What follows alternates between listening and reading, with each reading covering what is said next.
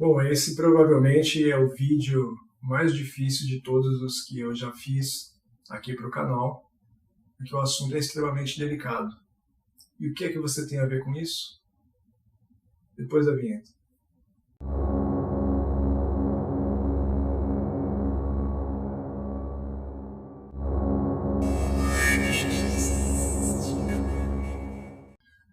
Bom, você deve ter visto o que o presidente da nossa nação falou na sua visita à Etiópia em relação a Israel, ao conflito na faixa de Gaza, e nós vamos repercutir um pouco disso. E é complicado porque fala sobre história, fala sobre política e religião. São três temas bastante sensíveis. História talvez seja o menos, mas ainda é sensível porque a história depende da perspectiva de quem conta. Se você tomar como, por exemplo, o Dia de Ação de Graças nos Estados Unidos, você tem o ponto de vista de quem chega de fora, toma as terras e é bem-sucedido, mas você tem o ponto de vista de quem habita as terras e vê elas serem tomadas por quem vem de fora. Os nativos brasileiros, chamados de indígenas erroneamente, porque os colonizadores queriam encontrar as Índias, eles sabem bem o que é isso. Existe o sucesso de quem vem de fora e toma as terras, e o insucesso de quem está nas terras e vê elas serem tomadas com força e violência. Então a história é sim um tema sensível. No caso que nós vamos comentar aqui, ela tem a ver com política e religião, mas eu vou me ater àquilo que eu me propus a me especializar, que é a parte de religião. Se você não sabe, eu estou graduando licenciatura em Ciência da Religião, justamente para que eu tenha licença para poder falar sobre religião, dependente do ambiente onde eu estiver. A licenciatura em Ciência da Religião, ela dá esse direito de que pelo menos você seja ouvido. Eu ainda não sou formado nisso, sou formado apenas como comunicólogo em publicidade e propaganda, mas o meu canal fala sobre religião e sobre história. E para você brasileiro, para você que se diz cristão, seja protestante, católico ou evangélico, esse vídeo é importante para você.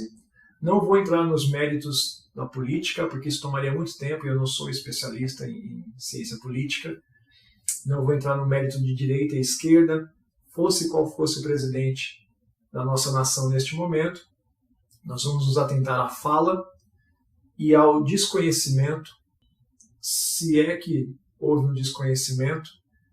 Não sei se a propósito, é provável que sim, mas só podemos especular, mas demonstra uma falta de sensibilidade à própria crença, e isso é retrato de como a nossa nação não foi ensinada ao longo das eras, por assim dizer, sobre como nós devemos olhar para Israel e para Jerusalém com os olhos e com a ótica sobre o prisma correto. Nós deveríamos olhar para Jerusalém e para Israel tal qual os católicos olham aqui no Brasil para a Basílica e para a cidade de Aparecida do Norte, tal qual os católicos do mundo inteiro olham para a Basílica de São Pedro e olham para o Vaticano e a figura do Papa. Os cristãos deveriam olhar para Israel com o mesmo respeito e reverência, porque da nação de Israel veio Jesus Cristo, nosso Senhor, nação essa escolhida por Deus. Então nós vamos comentar sobre a fala do presidente da nossa nação, neste momento, no ano de 2024, sobre o que ele fala em relação a Israel e a comparação extremamente infeliz em relação ao holocausto promovido por Hitler. Portal G1, abre aspas para o presidente: quando eu vejo um mundo rico anunciar que está parando de dar contribuição para a questão humanitária aos palestinos, eu fico imaginando qual é o tamanho da consciência política dessa gente, disse o presidente. E qual é o tamanho do coração solidário dessa gente, que não está vendo que na faixa de Gaza não está acontecendo uma guerra, mas um genocídio, afirmou. O que está acontecendo na faixa de Gaza e com o povo palestino não existe em nenhum outro momento histórico. Aliás, existiu, quando o Hitler resolveu matar os judeus. Não é uma guerra entre soldados e soldados, é uma guerra entre um exército altamente preparado e mulheres e crianças. Se teve algum erro nessa instituição que recolhe o dinheiro, apura-se quem errou.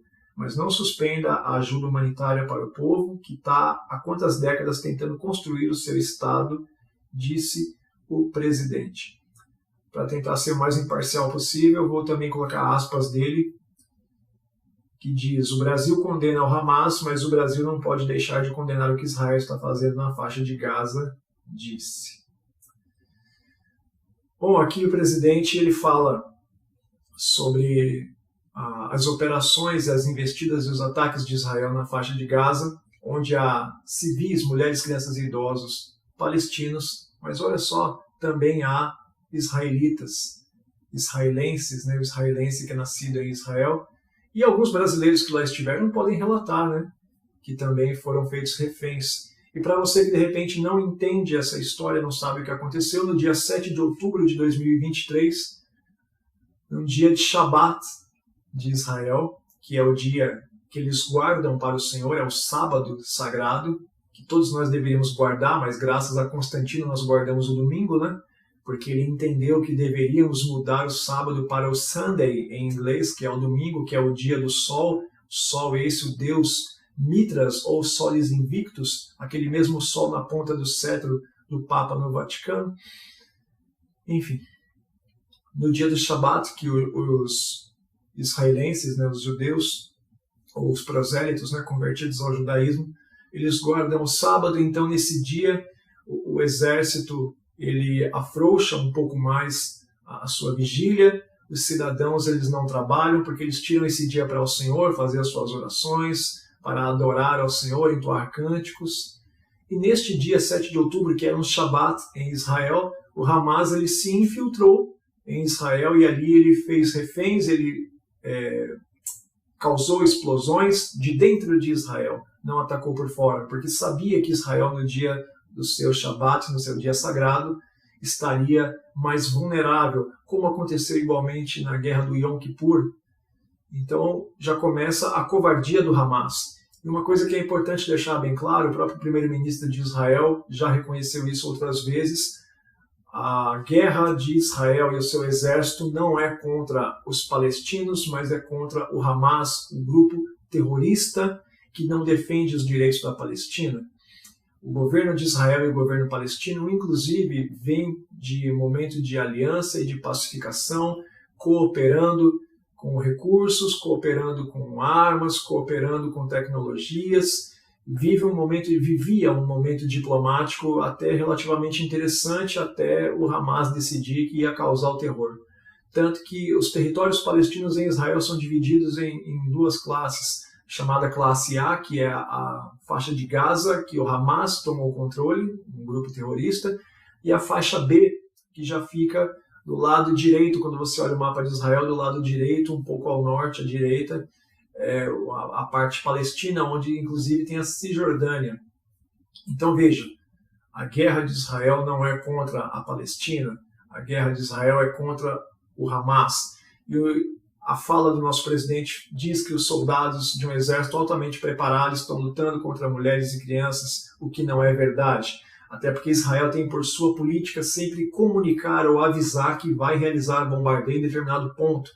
E se você pesquisar na internet de maneira bem rápida, você encontra que uma das principais estratégias do Hamas, tal qual foi a sua invasão no Shabat a Israel, é usar mulheres, crianças e idosos e turistas como escudos humanos. Então todas as percas de civis que houveram nessa região da faixa de Gaza, elas atingiram majoritariamente palestinos que residem nessa região, mas também teve israelenses, né? O israelense é nascido em Israel, o israelita é da religião de Israel, é diferente. Esses ataques também atingiram civis palestinos, israelenses e turistas de outras nações. Nós vimos relatos de brasileiros que conseguiram voltar de lá e contando como foi essa incursão do Hamas, essa infiltração. Então veja que, sabendo dos bombardeios, o Hamas não abriu mão de, nos locais que seriam bombardeados, usar civis, mulheres, crianças e idosos, sendo palestinos ou sendo israelenses ou sendo turistas, como escudos humanos. Então veja que o absurdo do que o Hamas está fazendo, e o exército israelense se levantou contra esse grupo terrorista em resposta aos covardes ataques, o que não é a primeira vez. entra-se numa discussão de que o Hamas estaria defendendo os interesses da Palestina. O Hamas declaradamente diz que quer exterminar Israel, que quer exterminar os israelenses, que quer exterminar os judeus. Essa é a bandeira do Hamas. O direito que o palestino quer é a independência, o reconhecimento de seu Estado independente, assim como Israel conseguiu em 1948. Mesmo Israel sendo de maneira legítima dono de todas aquelas terras desde os tempos de Abraão. E aqui entra a minha participação mais efetiva em relação à religião, porque aquelas terras elas pertencem legitimamente ao povo de Israel, ao povo judeu. Se você quer saber um pouco mais a fundo sobre essa história, da perspectiva de quem está lá dentro, eu te recomendo o canal Israel com Aline. Ela tem relatado, o marido dela, inclusive, por ser reservista, foi acionado e está, juntamente com o exército israelense, combatendo o terrorismo. E um outro canal, Cultura Israel, com a professora Sara. Através do canal dela, eu tenho aprendido hebraico, conhecido a cultura de Israel, tal qual o canal Israel com a Aline também tem aprendido a cultura de Israel e ficado a par das notícias de Israel no dia a dia. O próprio Deus e o próprio Jesus apontam para Israel e dizem que devemos estar atentos, pois Israel é uma espécie de termômetro ou relógio das profecias. Todos aqueles que se dizem cristãos, todos aqueles que se dizem protestantes, evangélicos ou católicos, devem olhar para Israel com outros olhos, com devido respeito e a reverência, e devem orar pela paz e a prosperidade de Israel, porque isso é algo que Deus nos ordenou que fizéssemos. O nosso Senhor Jesus Cristo foi gerado no povo de Israel, na nação israelita, quando Deus escolhe Israel através das suas 12 tribos como a sua esposa espiritual para gerar em carne o seu filho Jesus para que viesse morrer por mim e por você. Então, o brasileiro aprendeu a viver a sua própria vida e desconsiderar o que acontece fora dos territórios, quando na verdade deveríamos voltar os nossos olhos para Israel e orar por Israel, desejar a paz. Eu vou te contar um pouco sobre por que Israel tem direito legal sobre aquelas terras, ainda que nós não estejamos aqui questionando que os palestinos não têm direito a viver também, ter a sua segurança, a sua tranquilidade. Eu quero que você leia comigo um texto que se encontra em Gênesis capítulo de número 26, vamos ler a partir do versículo 32, que diz assim: Aconteceu naquele mesmo dia que vieram os servos de Isaque e anunciaram-lhe acerca dos negócios do poço que tinham cavado e disseram-lhe: Temos achado água. E chamou-o Seba. Por isso é o nome daquela cidade, Berseba, até o dia de hoje. Por que é que isso é importante? O que tem a ver esse texto que nós lemos? Se você não conhece, mas como cristão deveria, se você é obreiro, é professor de teologia, escola bíblica, se você é dirigente, é pastor, você deveria ensinar a sua igreja a olhar para Israel com outros olhos. Esse texto ele fala que os servos de Isaque vêm e dizem a ele que dos poços que eles tinham cavado começou a brotar água. O que isso quer dizer? No contexto do Oriente Médio, naquela época, a Mesopotâmia, os povos sumérios, aquelas tribos que habitavam o deserto ali, Isaque, filho de Abraão, filho da promessa Abraão, o pai da fé, Isaque, ele precisa sair da região onde ele está e por onde ele passa, Deus lhe abençoa e fala que se ele semear naquela terra, ele será bem-sucedido.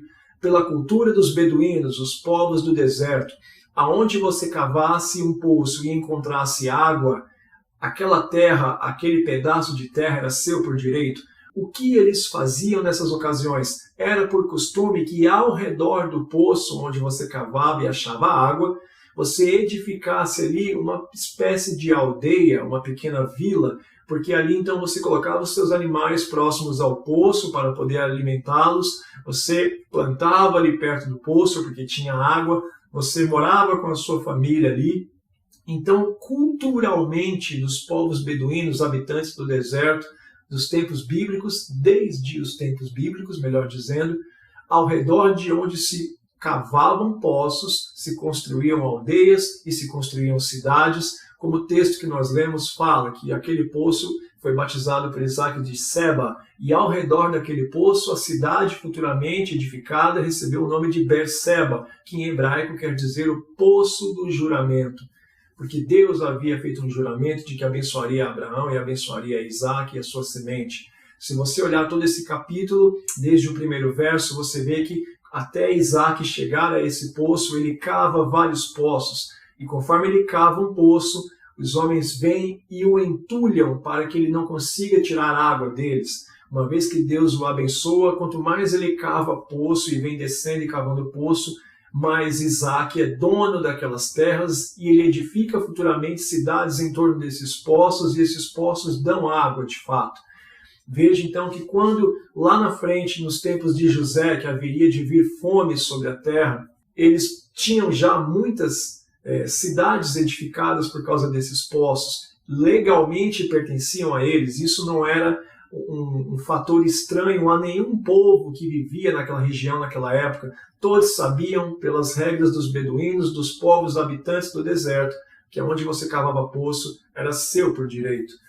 Então, quando eles precisam descer para o Egito, para juntamente com José passar o período de fome, aquelas terras onde haviam sido cavados poços e pertenciam legalmente a Abraão e a Isaac, elas ficam desabitadas muito tempo, porque o povo desce para o Egito para poder ficar ali com os suprimentos, da qual Deus tinha dado a visão para José de acumular grãos, porque haveriam 7 anos de fome. O povo que desce ali para poder se alimentar e se manter seguro até que passasse o período da fome, se estabelece ali como nação e cresce de maneira gigantesca. Tanto que depois de muito tempo que José, governador do Egito, ele falece, passam-se algumas gerações de maneira que os futuros faraós acabam se esquecendo de quem era José. E o povo já estava estabelecido no Egito. Essa é a razão pela qual, depois de eles terem sido escravizados, Deus então ordena que através de Moisés eles voltem, atravessem o Mar Vermelho, subam de volta para a terra de Canaã, Canaã que era filho de Cã, filho de Noé, um dos 3 filhos que fizeram o reboot em toda a terra, né? Sem, Cã e Jafé. Então eles precisam retornar para Canaã, a terra dos cananeus, e reabitar as suas terras que eram suas por direito.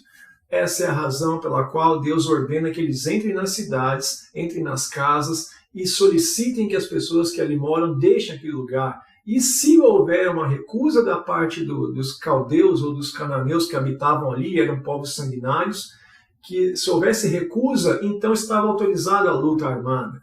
Você vai ver que Deus vai dar uma ordem dizendo que se alguém se recusar a sair das terras, você pode passar todos ao fio da espada até que não sobre mais ninguém. Mas isso é uma figura de linguagem que nós chamamos de hipérbole, porque você vai ver que Josué, quando ele está na continuidade desse propósito que Deus havia dado, o texto diz que Josué ele passa os midianitas ao fio da espada até que não sobre mais nenhum. Mas lá na frente você vai ver Gideão enfrentando os midianitas. Ou seja, uma figura de linguagem, ficaram vivos os midianitas, só foram expulsos daquelas terras que por direito pertenciam a Abraão, pertenciam a Isaac. Então aquela região de onde se constituiu a nação de Israel, aqueles territórios que foram futuramente distribuídos e divididos entre as 12 tribos e a sua descendência, pertenciam legalmente a Israel. Mas como é que tem os filisteus nessa história toda?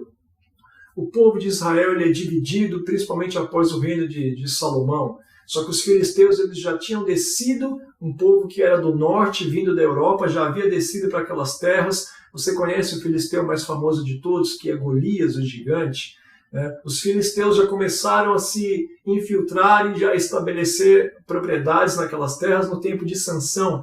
Sansão, quando ele é levado pelos filisteus para ser um escravo ali, na festa que eles arrancam os olhos dele e lhe cortam o cabelo, quando Sansão derruba aquele salão, ele mata toda a nobreza e a realeza dos filisteus que estavam presentes ali para aquela grande festa, pois tinham vencido um juiz de Israel que vencia os exércitos filisteus.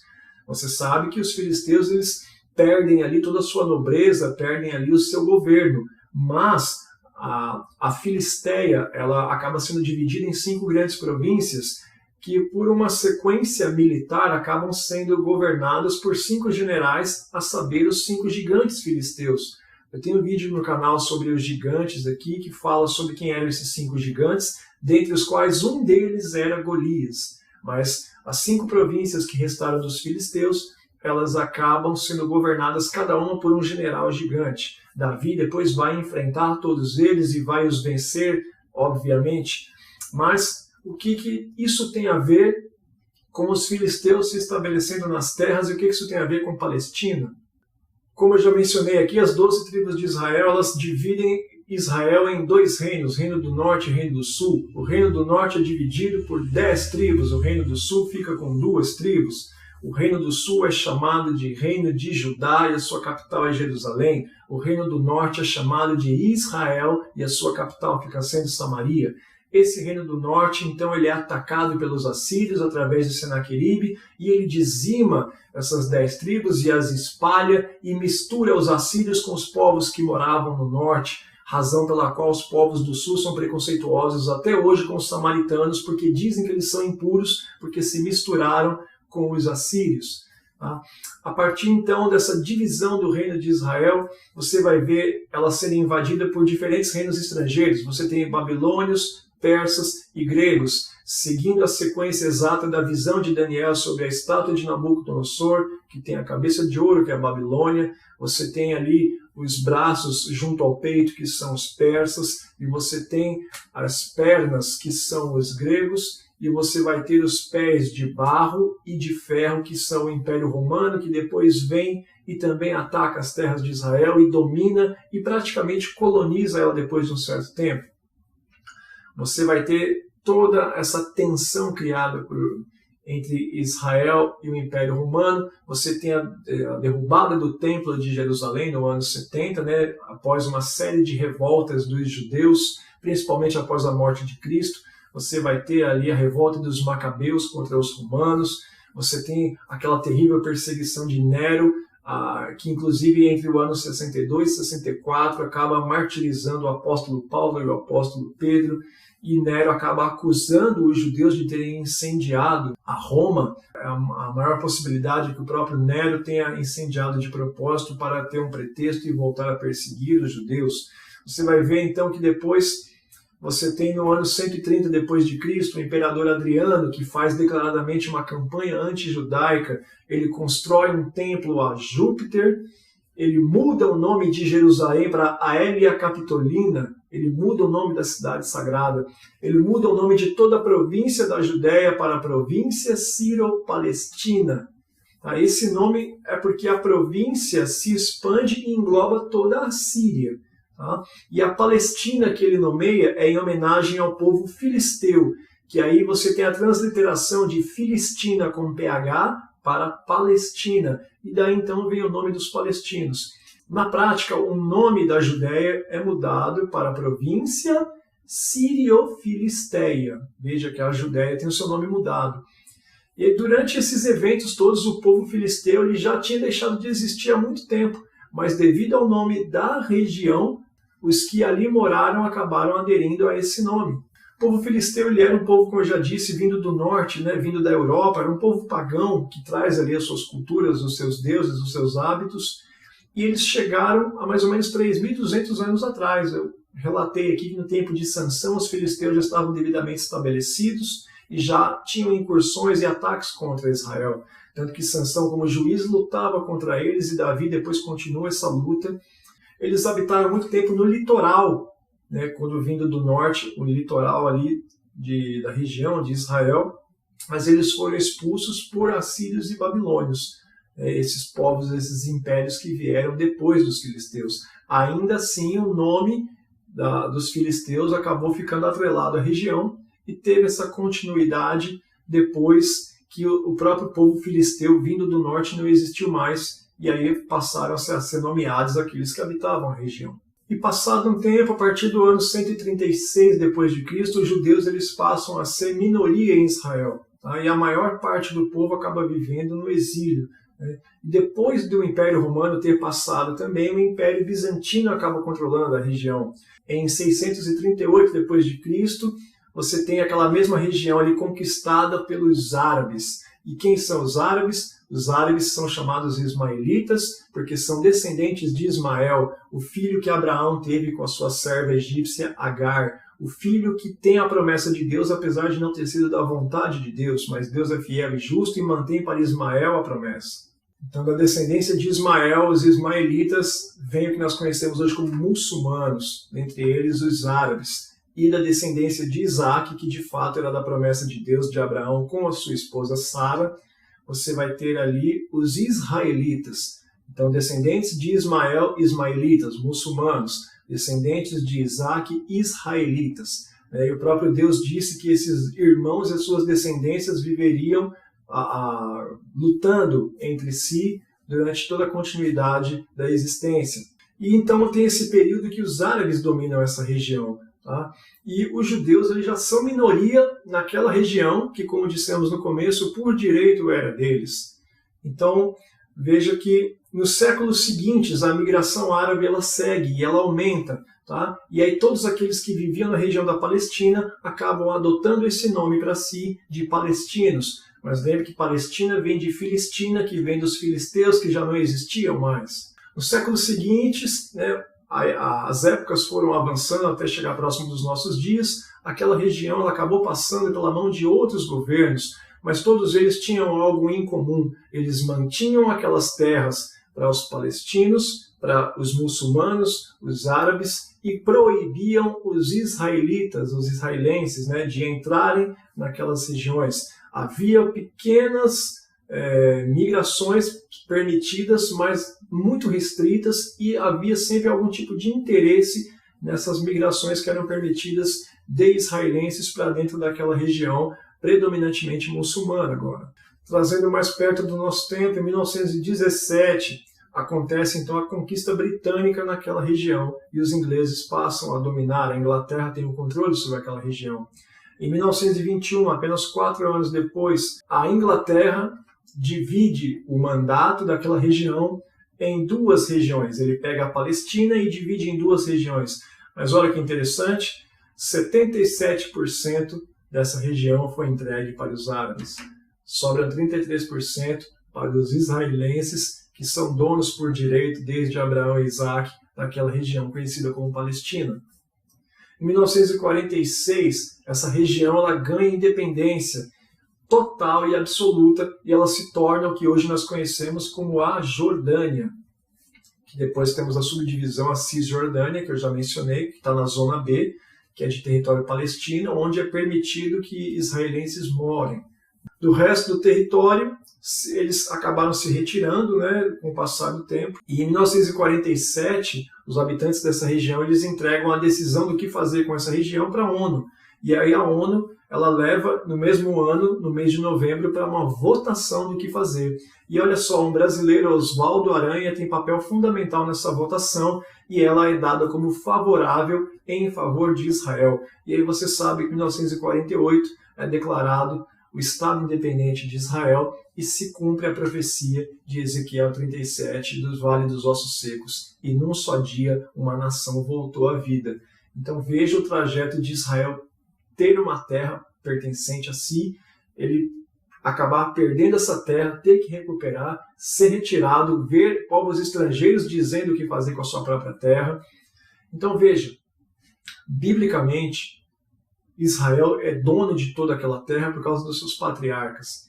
Tá? Agora, se você entrar no mérito de mas os palestinos têm direito a viver, a cidadania, essa coisa toda, tudo isso é verdade. Até porque esses palestinos não são mais descendentes dos filisteus, porque aquele povo não existe mais. Ficou somente o nome da região. Só que é importante você entender isso porque a Bíblia Sagrada ela é um livro que as pessoas evitam, porque dizem que é um livro difícil de entender, é um livro entediante para ler. Muitos consideram, inclusive, que ele seja fantasioso ou puramente sobrenatural porque trata de religião. Não deveria ser levado a sério. Quando, na verdade, isso é um grande absurdo. Porque, tal qual a Bíblia Sagrada é um livro de história real para os povos daquelas regiões da Mesopotâmia, quanto o nosso livro de história do Brasil ele é real para nós, habitantes dessa terra. O problema é que nós não fomos ensinados a olhar para Israel desde sempre. Nós não fomos ensinados a dar a devida importância para a região que o próprio Deus escolheu para si, para começar o seu plano e espalhar ele por todo o mundo. Vale lembrar que no começo da humanidade, todo o planeta era uma única placa chamada de Pangeia. E depois, em ocasião do dilúvio, ela se divide e hoje ela está dividida por várias placas que são os continentes que nós conhecemos. Mas tudo começa naquela região.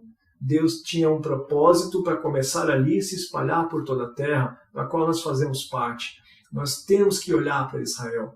Então, se você é um cristão, se você é católico, evangélico, protestante, não estou dizendo se você é de direita ou de esquerda, isso no momento não me interessa, mas se você se considera cristão, se você acredita em Deus, se você acredita em Senhor Jesus Cristo, você no mínimo deve repudiar a fala do nosso presidente, porque ou ele é muito mal intencionado ou ele demonstrou um completo desconhecimento sobre os direitos dos povos daquela região.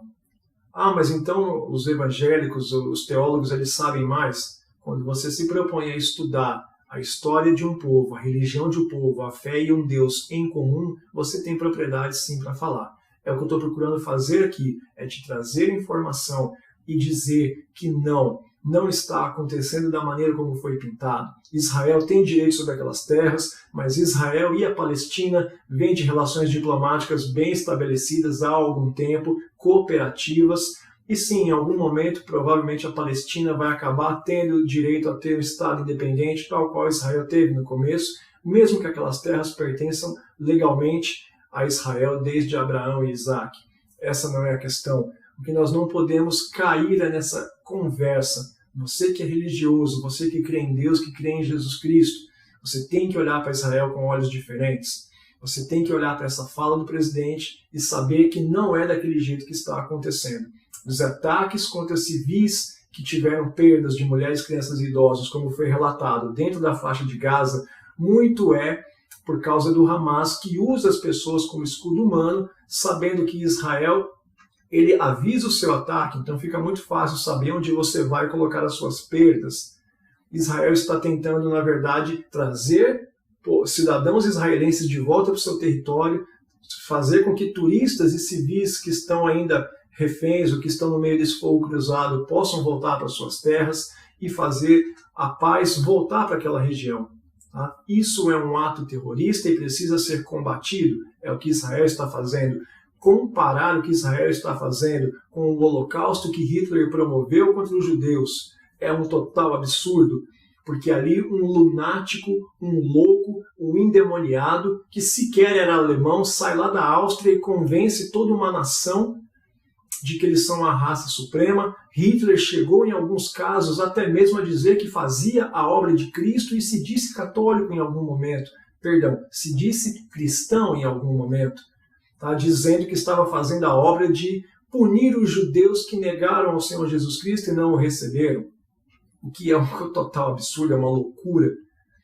Comparar o que Israel está fazendo de combater um grupo terrorista ao que Hitler fez contra os judeus, que foi uma covardia, a maior crueldade da história da humanidade, é absolutamente inconcebível. Se você acredita em Deus, acredita em Jesus Cristo, se você é religioso, católico, evangélico, protestante, você deve repudiar a fala do presidente e saber o que acontece, conhecer a história daquela região, conhecer a história daquele povo.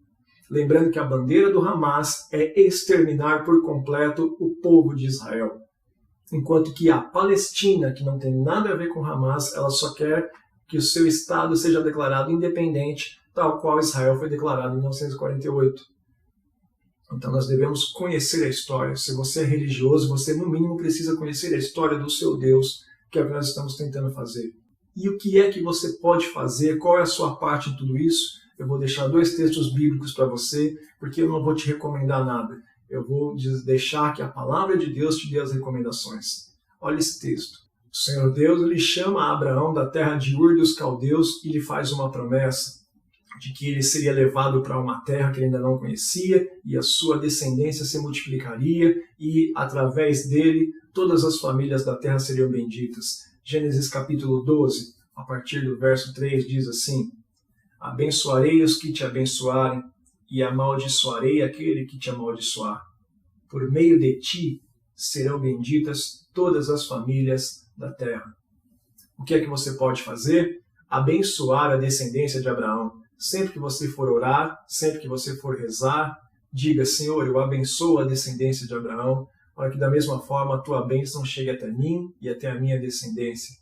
A promessa que Deus fez para Abraão se estendeu a nós. Através de Abraão seriam benditas todas as famílias da terra, incluindo a minha e a sua, a nossa nação brasileira.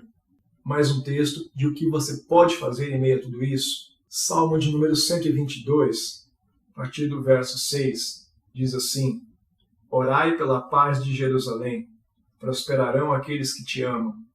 Haja paz dentro de teus muros e prosperidade dentro dos teus palácios. Por causa dos meus irmãos e amigos direi, haja paz em ti.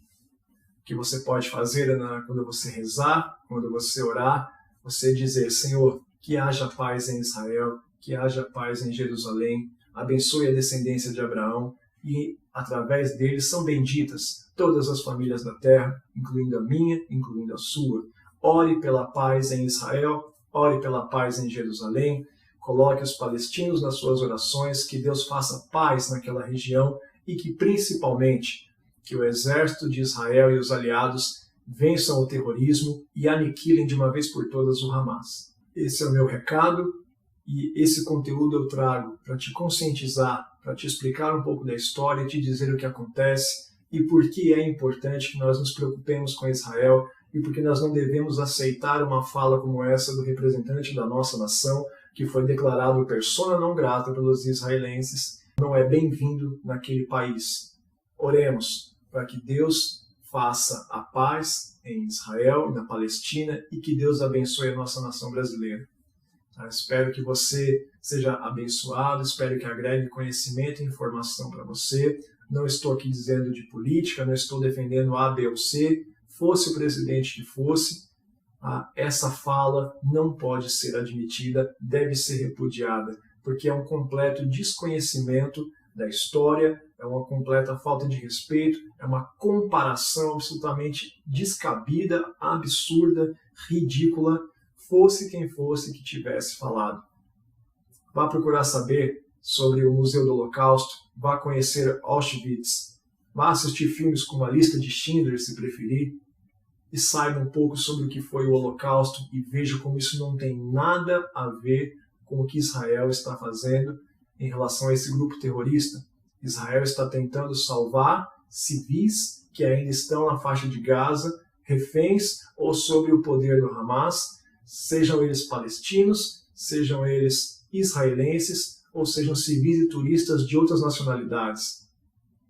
Ore por Israel, abençoe a descendência de Abraão e que Deus abençoe você, a sua casa, a sua família, em nome de Jesus.